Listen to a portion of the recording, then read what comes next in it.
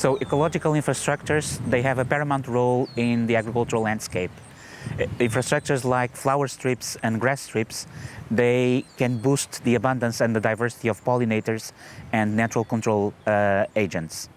In EcoStack, we want to understand the implementation of these type of infrastructures and to relate them with the abundance of pollinators and pest control agents, and to relate that with crop production.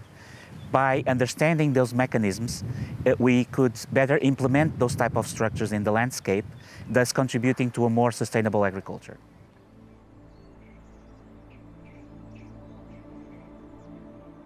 Let's start by talking about the different types of green infrastructures we can find in an agricultural area and their functions. So there are different types of green infrastructures. So we can have natural fragments of vegetation that occur spontaneously in the area, and they can be maintained and improved to provide services for the agricultural field. Or they can be hedgerows that can also be enhanced, or we can also have field margins that are implemented in adjacent areas to the crop field. All of them will work to enhance biodiversity and ecosystem services.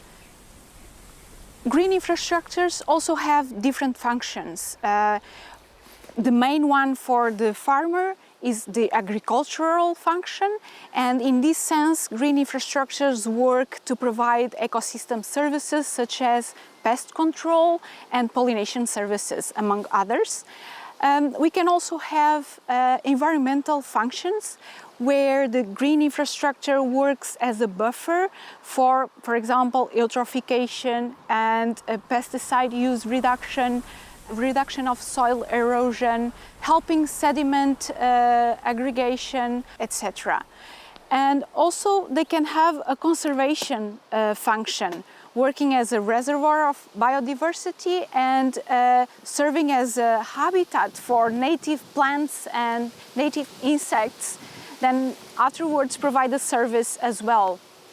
They can also work to improve connectivity in the landscape, working as corridors and promoting the movement of the species in the landscape.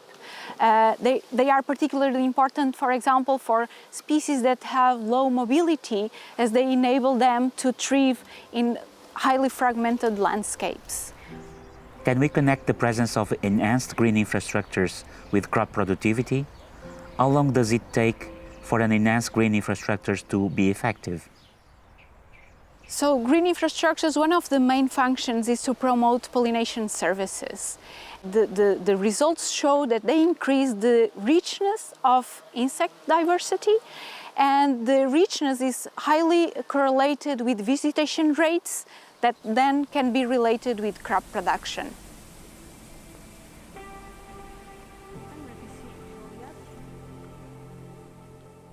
So the green infrastructures actually work as these reservoirs of richness, and they can have a conservation perspective where they maintain the diversity in these areas, but they can also have a function for the crop in the sense that they can provide a spillover of the insects that occur in the green infrastructure to the crop just adjacent to this structure. And in that sense, they will provide services as pest control, but also pollination, and improving pollination services may directly impact the crop yield. Also, what we are seeing is that this richness, this diversity that occurs in the green infrastructures work not only directly to improve the crop yield, but to maintain the yield stable a long time. So they are really important if they are permanent structures, because they will maintain the ecological stability of the farm, and in long term the stability of the productivity in the farm as well. The time needed for a positive effect of a green infrastructure will vary.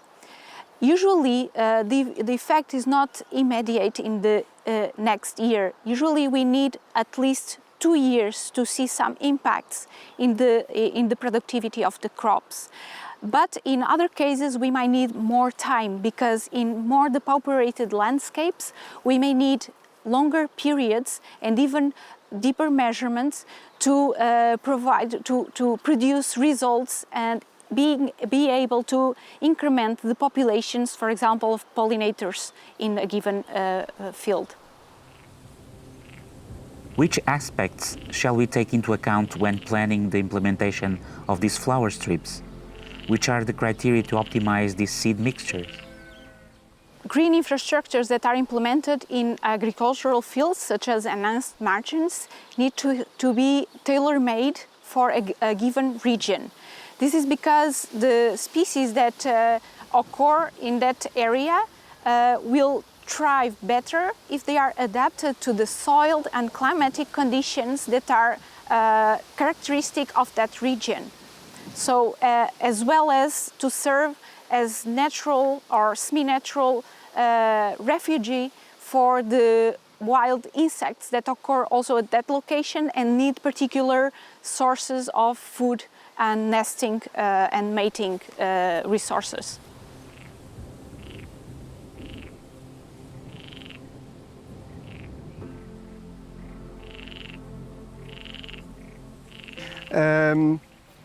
A mistura de espécies que utilizamos aqui nesta margem teve aqui vários critérios na sua seleção. O primeiro foi serem espécies autóctones que ofereciam aqui uma melhor adaptação edafoclimática às condições de cada pomar.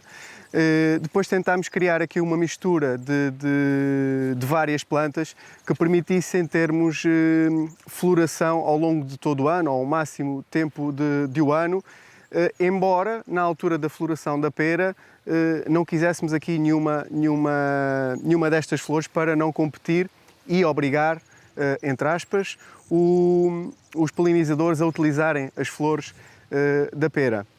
Depois tivemos aqui outros critérios um pouco mais do ponto de vista social também, para atrair também um bocadinho o entusiasmo dos produtores a utilizarem estas misturas autóctones, que foi algumas espécies que têm mais usos para além de ser só da flor. Por exemplo, na alimentação, como o caso do funcho e o orégano, que vai ter também floração depois mais na altura do verão.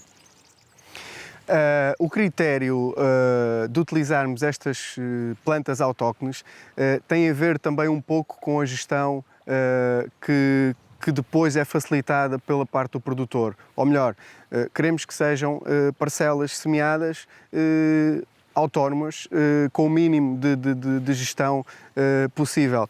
No primeiro ano é possível que haja aqui alguma gestão, até para estimular a maior densidade da sementeira, mas intencionalmente queremos que sejam parcelas completamente autónomas e o mínimo de gestão por parte do produtor.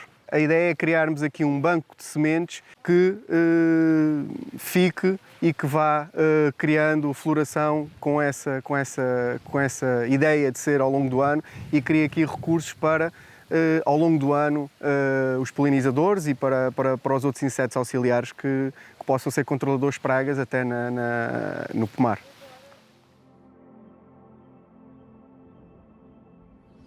And what about the spatial configuration of these green infrastructures? Which aspects should be taken into account? A configuração ideal deste tipo de infraestruturas tem de ser sempre muito adaptada à configuração do pomar. Isto é, se tivermos pomares com áreas muito grandes, o ideal é criarmos pequenas ilhas dentro do próprio pomar que cria alguma conectividade entre estas parcelas. Se temos pomares de dimensões muito reduzidas, eventualmente apenas as margens poderão ser suficientes, embora o ideal seja sempre fazer esta conectividade até dentro do próprio pomar. Por vezes não é muito fácil, porque os pomares neste momento não estão pensados para haver esta conectividade destas margens ou destas infraestruturas verdes, mas também podemos utilizar áreas naturais, como é o caso deste pomar, que existe aqui a atravessar o pomar de um lado ao outro, mas ela própria é uma área de conectividade entre esta parcela e a outra no outro topo do pomar. And what is the receptivity of farmers to the implementation of these flower margins? Pois o que eu estávamos há bocado aqui as duas a conversar é que em termos daquele tipo de estrutura vegetal, ali então é mais difícil o agricultor aderir a este tipo de... Porquê? Porque o agricultor normalmente não gosta muito de ver erva a crescer.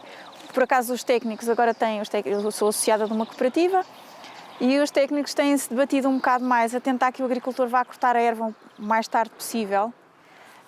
Mas depois o agricultor não gosta, ao longo do ano não gosta de ver erva. E então nas bordaduras do pomar há sempre mais a tendência de plantar árvores para fazerem de quebra-ventos. Ou então deixar, se forem canas ou outras árvores que já lá existam, deixam ficar. Agora ir semear uma outra mistura para deixar estar ali e encher-se de erva e dar um aspecto quase de meio abandonado, meio de matagal, isso então é muito complicado. But what is your experience with these flower strips?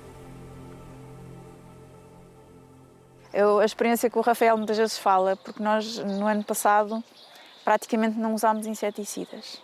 Já fazíamos confusão sexual para algumas pragas, depois começámos a fazer para o puxado e depois já não houve necessidade de tratar para afídeos e nós ficámos muito maravilhados porque não estávamos à espera que num primeiro ano em que já não havia inseticidas houvesse um acréscimo tão grande de auxiliares. Porque depois a praga que nos ia dar problemas, que já nos estava a dar em anos anteriores, era o pulgão lanígero. E nós andávamos aqui a fazer a monda manual e nós primeiro começámos a ver que a praga estava localizada nos ramos ladrões. Não estava na fruta, deixámos estar. Dali mais uma semana ou duas nós começámos a ver aquilo tudo parasitado e a praga parou completamente. Nós ficámos mesmo maravilhados, não esperávamos. Vai haver uma redução, ou seja, nós vamos ver que as pragas vão ficar sempre em níveis mais baixos, vão sendo sempre mais facilmente controladas. E depois nós começamos a pensar, porque é assim, as árvores de fruto neste caso, perdem a folha no inverno. E portanto nós depois começamos a pensar, e agora onde é que estes auxiliares vão passar o inverno? Porque a árvore não é um meio que eles gostem. E então eles vão precisar de ter ou outras árvores ou arbustos que tenham folhas, que tenham locais onde eles possam passar o inverno. E aliás, voltando outra vez ao exemplo do pulgão lanígero, o parasitoide que é mais eficaz para controlar a praga, o parasitoide é na fase de larva, porque o adulto alimenta-se de néctares e ele precisa de flores. Pronto, enquanto que a fase larvar é que vai parasitar a praga. E, portanto, nós começamos a pensar, começamos a olhar para o pomar e a ver outras coisas, sem ser as maçãs ou as peras e o desenvolvimento normal da árvore. In this orchard, besides the flower strips in the margin, you also have grass strips between the rows. What is your experience with that? Este tipo de infraestruturas, que nós normalmente chamamos o enrelvamento, antes da função biológica ou ecológica, tem a função de nos facilitar mais o trabalho das máquinas no terreno. Portanto, o solo, ao estar constantemente coberto por plantas, é muito mais fácil, especialmente na época das chuvas, de trabalhar com as máquinas. Portanto, todo o trabalho de manutenção que hoje em dia é feito cada vez mais com o recurso a máquinas, é muito facilitado com a presença do coberto vegetal permanente ao longo do ano.